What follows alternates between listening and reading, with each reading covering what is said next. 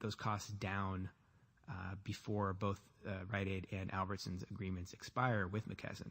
So that's one benefit. Another benefit, potentially, it seems as though Albertsons is looking to use Rite Aid's PBM platform potentially to drive volumes to the Albertsons pharmacies, which they see as Albertsons has outlined that their pharmaceutical customers are some of the highest paying customers. I think it's a large factor. I think 2.3 times the spend. I might be off slightly on that, of what the normal customer, non-pharmacy customer that enters Albertsons spends. And so, they're trying to drive those higher paying customers into the stores, and they view inclusion of the PBM and Rite Aid's platform in that as a driver of those volumes. Great. And then just talking about the PBM, itself, you also see sort of a, difference in one PBM versus the other.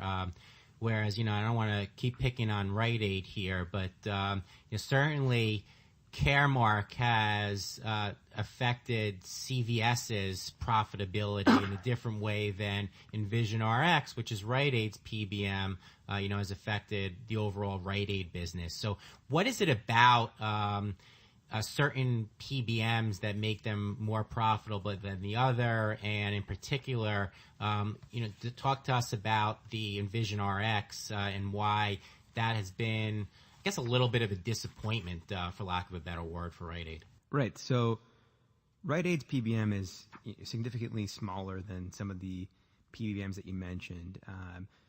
I think, according to the most recent figures, the top three PBMs, CVS, Express Scripts, OptumRx, those three PBMs are responsible for nearly 75% of prescription claims that are managed by all PBMs. And so those are really, while we discuss the consolidation amongst wholesalers and purchasing groups, there's also been a significant consolidation amongst those PBMs.